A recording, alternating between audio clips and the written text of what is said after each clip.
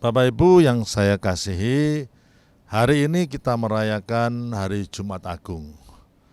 Dan disitulah kita memperingati hari kematian Yesus Kristus di kayu salib. Walaupun hari ini kita memperingati kematian Yesus, disebut hari Jumat yang Agung. Atau dalam bahasa Inggrisnya dikatakan Good Friday, yaitu Jumat yang baik. Di balik kematian Yesus ada kabar baik. Ada banyak hal yang bisa kita pelajari di balik sekitar kematian Yesus Kristus. Dan pada saat ini kita akan mempelajari 7 perkataan salib, yaitu 7 kata-kata Tuhan Yesus pada waktu di kayu salib. Tentunya di tengah-tengah penderitaan yang begitu hebat, saudara, Tuhan Yesus tidak hanya sekedar mengatakan sesuatu. Tentunya pasti setiap perkataan pada waktu dia disiksa dengan sangat begitu, perkataannya itu mengandung arti dan pelajaran yang luar biasa yang bisa kita pelajari di dalam hidup kita. Itulah sebabnya saya ingin mengajak saudara untuk berdoa bersama-sama terlebih dahulu sebelum kita masuk dalam pelajaran hari ini. Tuhan Yesus, teduhkan hati kami, biarlah firman Tuhan yang kami dengar nantinya Tuhan memahyukan hal-hal yang luar biasa dalam kehidupan kami Tuhan. Berbicaralah Tuhan, karena kami siap untuk mendengarkannya. Di dalam nama Tuhan Yesus kami berdoa. Amin. Nah, Bapak Ibu yang saya kasihi, kenapa kita membahas 7 perkataan salib? Ternyata di balik 7 perkataan salib, kata-kata yang diucapkan Tuhan Yesus di atas kayu salib pada waktu dia harus menderita sengsara untuk menebus dosa kita semuanya. Itu bisa menjadi pelajaran bagi kita. Di tengah-tengah dia itu tubuhnya yang hancur, tetapi perkataannya itu sangat membangun. Dan kita bisa belajar bahwa di balik perkataan itu ada permata-permata rohani yang bisa kita pelajari.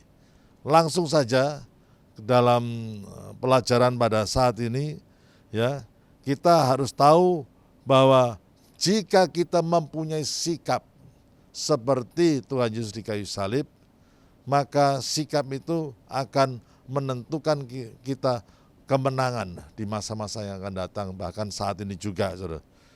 Dan pada saat Yesus berada di kayu salib, Yesus itu memberikan teladan tentang bagaimana kita harus bersikap menghadapi tantangan sehebat itu. Dan mari kita belajar sikap yang pertama ini. Yang pertama kita belajar yaitu tentang pengampunan. Kata-kata yang pertama yang dikatakan oleh Tuhan Yesus di atas kayu salib adalah dikatakan di dalam kitab Lukas 23 ayat 34 dikatakan Yesus berkata, "Ya Bapa, ampunilah mereka sebab mereka tidak tahu apa yang mereka perbuat." Kata-kata yang pertama yang Tuhan Yesus katakan di kayu salib itu tentang pengampunan. Saudara, di tengah-tengah orang yang menghancurkan kehidupan Yesus, Yesus itu belajar untuk mengampuni mereka semuanya. Saudara, pengampunan ini sangat penting dalam kehidupan kita.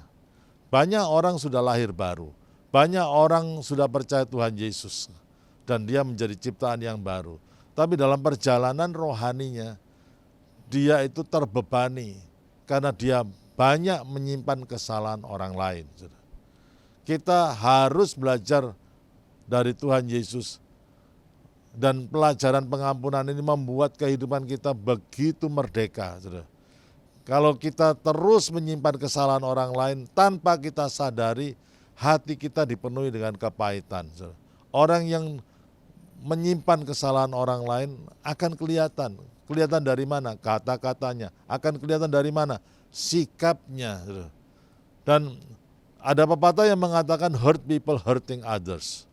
Orang yang menyimpan sakit hati orang lain, saudara, menyimpan sakit hati, dia akan juga menyakiti orang lain. Saudara.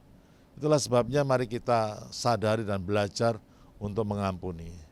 saya mau bercerita ada seorang yang bernama Nelson Mandela. Siapakah dia? Dia adalah presiden dari Afrika Selatan. Sebelum jadi presiden, dia mengalami banyak tantangan, bahkan sempat dipenjara berpuluh tahun, jadi lebih dari 10 tahun. Ya. Dan pada waktu dia jadi presiden, satu kali dia makan siang, dan dia melihat ada satu orang yang makan sendirian di pojok, dan dia mengatakan kepada ajudannya untuk bisa memanggil orang itu untuk makan bersama-sama dengan dia. Nah, pada waktu orang itu diajak makan di sebelah Bapak Presiden, selama mereka makan tangannya bergemetar, takut.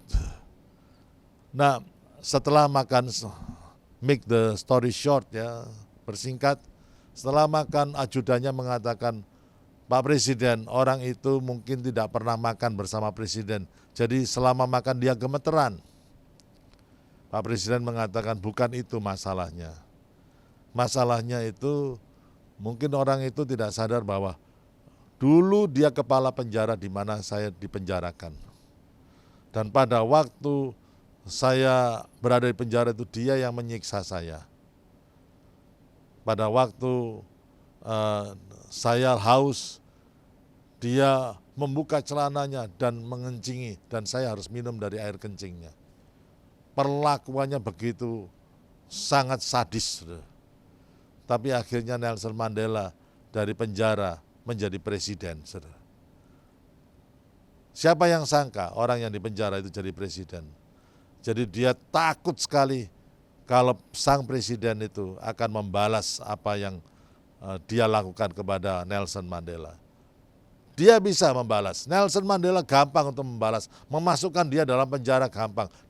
Digebuki lebih parah lagi, bisa. Tapi dia tidak lakukan itu. Saudara, bisakah kita mengampuni orang yang melakukan ketidakadilan kepada kita? Pelajaran pertama itu dari Tuhan Yesus. Mari kita belajar untuk mengampuni. Tidak ada cara lain untuk mengalami hidup penuh dengan kemerdekaan, freedom, kecuali dengan mengampuni kesalahan orang lain. Kalau kita menyimpan kesalahan orang lain, sukacita kita itu tidak bisa maksimal. Tetapi kalau kita sudah melepaskan segala kepahitan, segala amarah, segala kedengkian, dan semuanya itu, kita menjadi orang yang paling merdeka, di mana ada sukacita yang mengalir dalam kehidupan kita. Langsung saja yang kedua, saudara. Yang kedua, kata-kata Tuhan Yesus di kayu salib dalam Injil Lukas pasal 23 ayat 43 dikatakan, kata Yesus kepadanya, aku berkata kepadamu sesungguhnya hari ini juga engkau akan berada bersama-sama dengan aku di dalam Firdaus. Kata-kata ini diucapkan kepada orang yang ada di sebelah Yesus yang disalib bersama-sama dengan seorang penjahat yang di situ. Dan pada waktu itu penjahat itu bertobat dengan mengatakan, ingatlah aku pada waktu engkau ada di dalam Firdaus, engkau ingat aku. Dan Tuhan mengatakan kepada orang itu, aku berkata hari ini juga engkau akan ada bersama-sama aku di dalam Firdaus. Saudara, dalam tubuh yang sudah hancur, pada waktu orang yang jahat itu disalibkan, dan dia tahu orangnya bertobat, dia masih bisa melayani orang tersebut. Bukankah itu secara luar biasa, saudara? Menolong orang lain pada saat dirinya sendiri perlu ditolong, saudara. Ini pelayanan yang luar biasa. Masih sempat bisa melayani orang yang ada di sebelahnya, saudara. Saudara, pelayanan itu bukanlah melakukan apa yang kita senangi saja.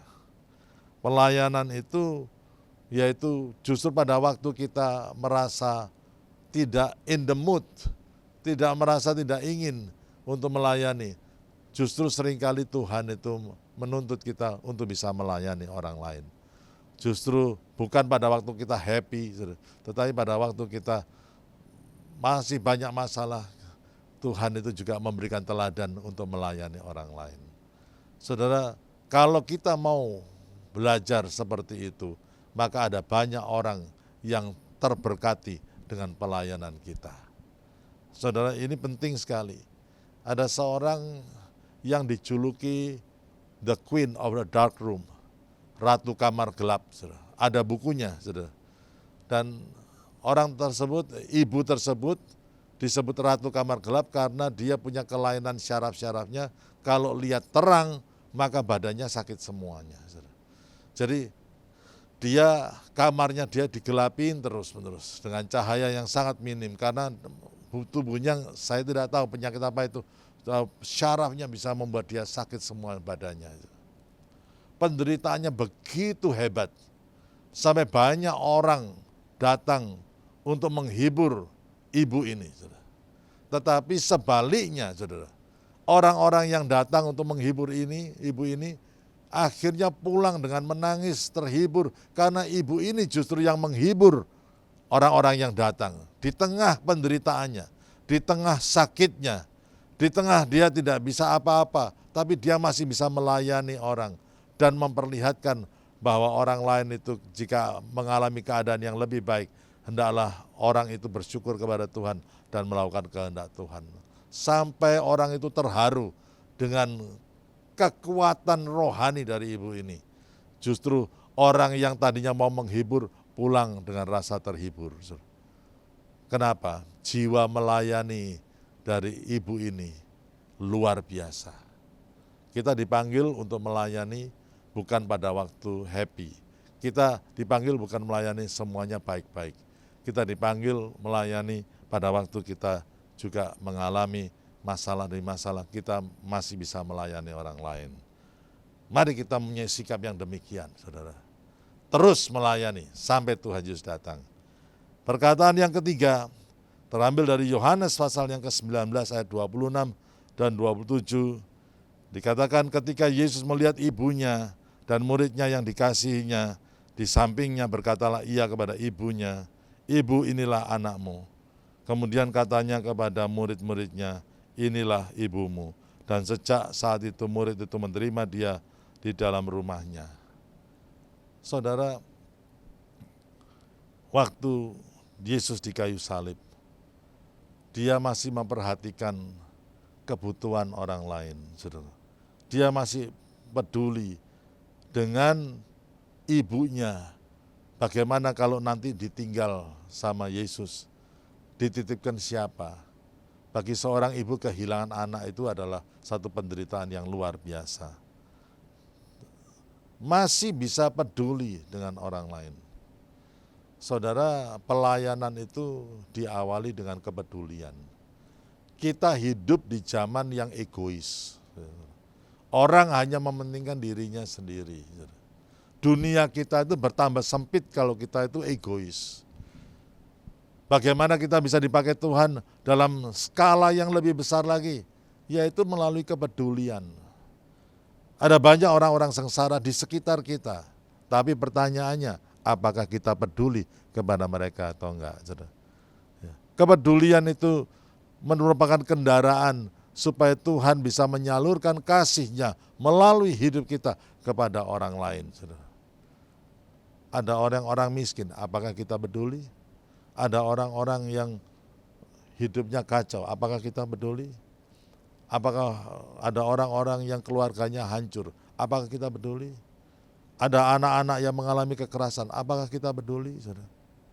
Saudara, dari situlah Tuhan akan memakai hidup kita. Melalui kepedulian itulah Tuhan akan memakai hidup kita secara luar biasa. Dan di tengah saat yang sangat tidak kondusif, kesakitan di tubuhnya, Tuhan Yesus masih bisa memperdulikan orang lain. Belajarlah untuk memperhatikan orang lain lebih dari memperhatikan kita. Dan kita akan menabur kebaikan kepada orang lain dan kita akan menuai hal-hal yang luar biasa dalam pelayanan kita dan kepedulian kita. Mari kita peduli dalam banyak hal. Peduli tentang bangsa dan negara dan kita mendoakan bangsa dan negara. Kalau kita tidak bisa berbuat apa-apa, paling tidak kita berdoa. Doa orang benar jika dengan yakin didoakan sangat besar kuasanya. Itulah sebabnya saudara, mari dunia kita dilebarkan, diluaskan. Lebih banyak lagi orang yang kita doakan. Lebih banyak lagi orang yang kita perhatikan. lebih banyak lagi orang-orang yang kita kirimin WA, ya, WA yang menguatkan mereka, ya. Dan biarlah orang itu disemangati melalui kehadiran kita. Yang keempat, saudara, langsung saja, saudara. Kata-kata yang keempat terambil dari Matius pasal yang ke-27 ayat yang ke-46.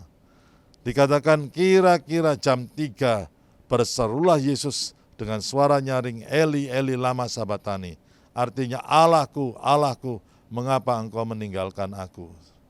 Apa yang bisa kita pelajari di sini? Yesus karena menanggung dosa manusia, maka Allah Bapa seolah-olah memalingkan wajahnya karena tidak tahan melihat penderitaan Tuhan Yesus. Dan Yesus tidak pernah mengeluh dalam pelayanannya, tapi dia menjerit, ini jeritan. Dia tidak pernah ditinggalkan Bapaknya dari kekal sampai kekal. Walaupun Bapaknya tidak meninggalkan dia, pada waktu Bapaknya memalingkan wajahnya dari dia, ada jeritan, Eli, Eli, lama sabat, Allahku, Allahku, mengapa engkau meninggalkan aku? Tanyakan pertanyaan yang sulit kepada Tuhan dan bukan kepada manusia, itulah pelajarannya. Ada masa-masa di mana kita mau minta tolong kepada manusia dan tidak ada teman yang ada di sekitar kita, saudara. Tidak ada, saudara. Dan disitulah yang ada hanya diri kita dengan Tuhan. Kadang-kadang ada masa-masa sulit yang terjadi dalam kehidupan kita, dan marilah kita mempertanyakan hal-hal itu kepada Tuhan. Kenapa harus begini? Dan Tuhan dalam Amsal pasal yang ke-24 ayat yang ke-5, orang yang mencari Tuhan akan mengerti segala sesuatu. Tuhan akan memberikan godly perspektif, spiritual perspektif, perspektif rohani sehingga kita bisa melihat seperti Tuhan melihat, saudara. Itu yang dibutuhkan, saudara. Di dalam pertumbuhan gereja MDC yang saya gembalakan ini, ada masa-masa sulit. Pada waktu tahun 1993, kami ditinggal oleh founder kami, yaitu Bapak Pendeta Yeremia Rim. Seorang hamba Tuhan yang luar biasa. Tetapi beliau dipanggil Tuhan dalam usia yang relatif sangat muda. Semua kita kehilangan. Semua rasanya itu tidak tahu masa depan bagaimana, saudara. Tetapi, saudara, kita mencari Tuhan. Kita berdoa, dan sampai saat ini gereja tetap bertumbuh, gereja tetap berkembang, gereja tetap menjadi berkat bagi yang lain. Bukan karena siapa-siapa, bukan karena saya, tapi karena Tuhan yang memberikan kekuatan. Saat ini kalau kita lihat kembali, Tuhan itu memperkenankan, mengizinkan masa-masa sulit yang kita hadapi, supaya kita mengandalkan Tuhan lebih lagi. Saudara, ada masa-masa sulit dalam kehidupan kita. Jangan tanya kepada manusia, mengapa. Mereka tidak bisa menjawab, saudara. Hanya Tuhan yang bisa menjawab dan menjelaskan. Roma 8:28, segala sesuatu terjadi untuk mendatangkan kebaikan bagi kita. Di tengah masa sulit pasti ada rencana Tuhan yang luar biasa yang terjadi dalam kehidupan kita. Saudara, ini yang harus kita sadari. Yang kelima, saudara, kata-kata yang kelima di kayu salib, dalam Yohanes pasal 19 ayat 28 dikatakan, aku haus. Tentunya di tengah penderitaan fisik yang begitu, pasti ada satu akhirnya dia dehidrasi dan dia katakan, aku haus. Ini pengakuan, ini belajar tentang pengakuan yang jujur, saudara. Jangan sampai kita itu menyangkali tentang keberadaan diri kita. Kita hidup di zaman media sosial di mana kita ingin dinilai lebih daripada apa yang ada. Kita nunjukkan ya wow, bagian yang wow dalam kehidupan kita supaya orang melihat bahwa diri kita ini luar biasa. Jangan begitu, saudara. Kadang-kadang kita juga perlu, saudara, jujur terhadap diri kita sendiri. Kita punya kelemahan. Kita punya sisi lemah, dan pada waktu kita belajar mengakuinya dengan jujur, maka itu bisa menjadi berkat bagi orang lain. Dalam sesi-sesi konseling, saudara, banyak konseling yang dimana saya harus mengakui bahwa saya ngomong terus terang kepada orang yang saya konseling ini, masalahmu itu berat, dan aku bisa merasakannya.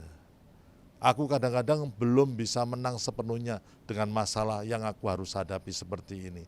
Tapi aku kepingin mengalami Tuhan. Aku sendiri masih bergumul dan berdoa untuk bisa menang atas pergumulan ini.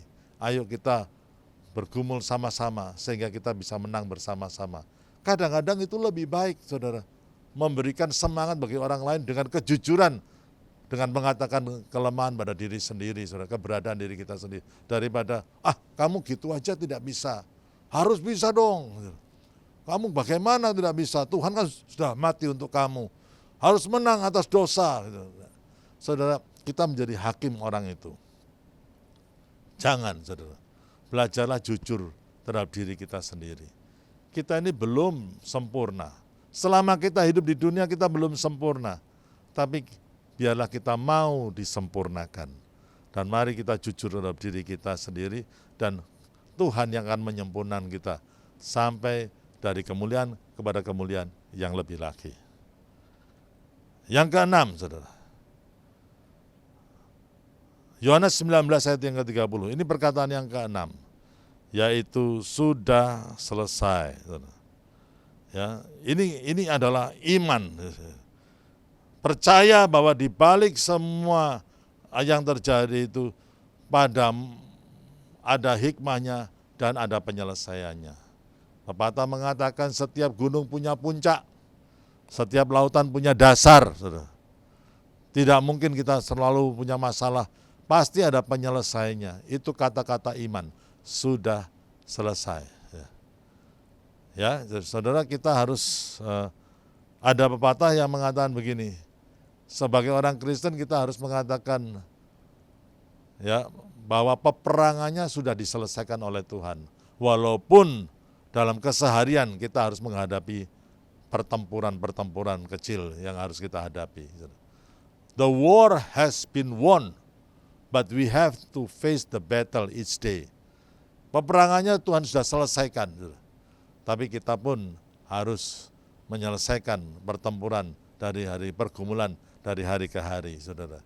Tapi sudah diselesaikan oleh Tuhan. Itulah iman, saudara. Ya, jadi saya sendiri mempunyai satu pergumulan, saudara. Anak kami yang pertama dilahirkan dengan motorik yang lemah sekali, saudara. Dan dia tidak bisa tali sepatu sendiri, dia tidak bisa menggunting dan lain sebagainya, motoriknya sangat lemah. Itulah sebabnya, saudara, ya dileskan piano supaya kuat, saudara. Kita bertanya kenapa di situ. Tapi Tuhan mengatakan di dalam Tuhan akan ada kemenangan, di dalam Tuhan akan jalan keluar. Semuanya akan jadi oke kalau kita serahkan kepada Tuhan, saudara. Dan benar, saudara, akhirnya singkat cerita, dari kelemahan itu Tuhan buat mujizat. Akhirnya dia menjadi pianis.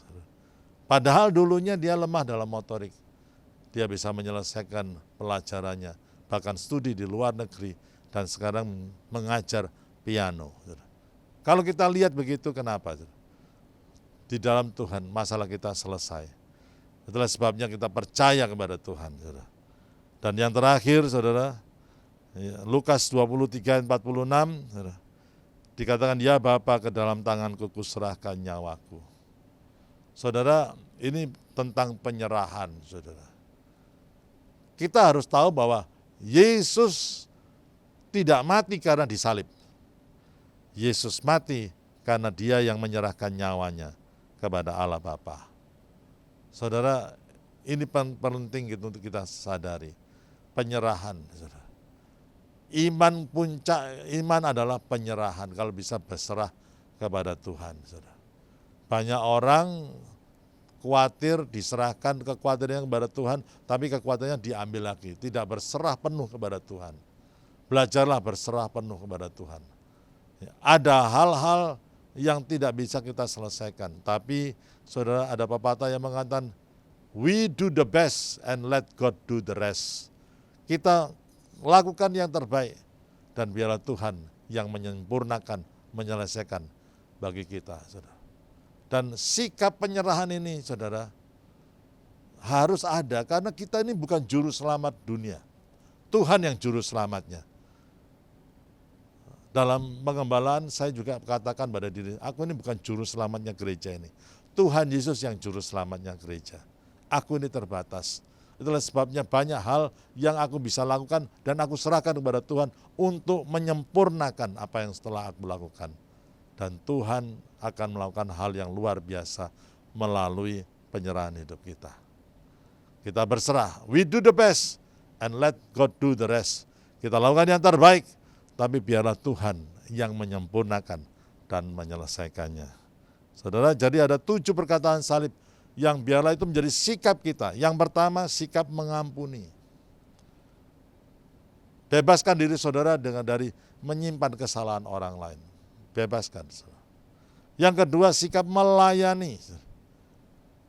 Jangan sampai saudara itu minta dilayani terus. Bertumbuhlah dewasa dan belajarlah melayani orang lain. Walaupun keadaan hidup kita itu masih banyak masalah, itu tidak membuat kita stop atau berhenti untuk melayani orang lain. Dan saudara akan dipakai Tuhan secara luar biasa. Punyailah kepedulian. Luaskan dunia saudara dengan kepedulian saudara.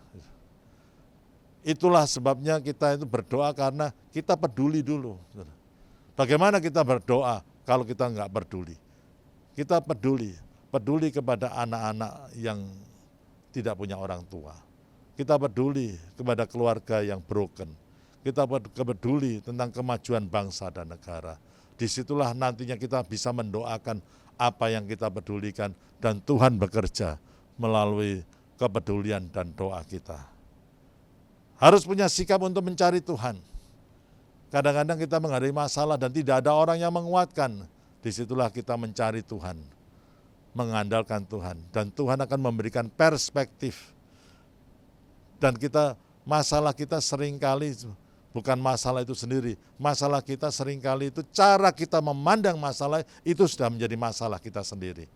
Tapi pada waktu Tuhan memberikan perspektif, sehingga kita bisa memandang masalah kita seperti Tuhan memandangnya, maka kita lihat bahwa masalah itu kecil, dan kita bisa melihat Tuhan yang itu besar, lebih besar dari masalah. Kalau saudara melihat Tuhanmu kecil, masalahmu jadi besar. Tapi kalau engkau melihat Tuhanmu besar, masalahmu jadi kecil. Sikap yang kelima itu jujur, mengaku secara jujur. Tidak usah ditutupi siapa diri kita, tidak usah pakai topeng. Be what you are. Jadilah dirimu sendiri. Kita memang belum sempurna, tapi jadilah orang yang mau disempurnakan. Disitulah kita perlu jujur pada diri sendiri. Kita akan mengalami satu pertumbuhan. Tuhan akan menyempurnakan kerohanian kita. Yang keenam, jangan lupa beriman. Beriman itu artinya itu percaya kepada Tuhan. Saudara. Itu yang penting sekali, beriman. Jadilah menurut imanmu. Ya, imannya kecil, perkara yang terjadi juga kecil. Imannya besar, juga akhirnya hal yang terjadi bisa besar juga, saudara. Tuhan tidak pernah menegur orang yang kelebihan iman. Tuhan menegur orang yang kurang imannya. Jadi berimanlah. Imani, saudara. Imani, masa depanmu adalah masa depan yang penuh pengharapan bersama-sama dengan Tuhan. Dan yang terakhir, belajarlah berserah. Do the best and let God do the rest. Berserah kepada Tuhan. Biarlah Tuhan yang menyempurnakan semuanya ini. Sehingga pada waktu engkau lakukan yang terbaik, kalau ada suksesnya, terpujilah nama Tuhan. Biarlah sikap ini, dari kata-kata Tuhan Yesus di kayu salib ini, menjadi sikap kita dalam menghadapi kehidupan ini. Dan saya percaya, Tuhan akan memberikan kemenangan dalam kehidupan kita. Amin. Tuhan Yesus memberkati. Mari kita berdoa bersama-sama. Tuhan, hamba-Mu telah selesai berdoa. Tapi biarlah Roh Kudus yang akan berbicara lebih dalam, mewahyukan kepada kehidupan kami masing-masing. Berkati Tuhan setiap orang yang melihat tayangan ini, Tuhan, dimanapun mereka berada, apapun masalah mereka, berkati mereka Tuhan Yesus. Biarlah Tuhan, kami akan mengambil komitmen untuk bersikap dengan baik dan belajar dari sikap-Mu pada waktu Engkau disalibkan. Dan biarlah itu menjadi sikap kami. Meteraikan firman-Mu Tuhan, di dalam nama Tuhan Yesus kami berdoa, yang percaya katakan, amin.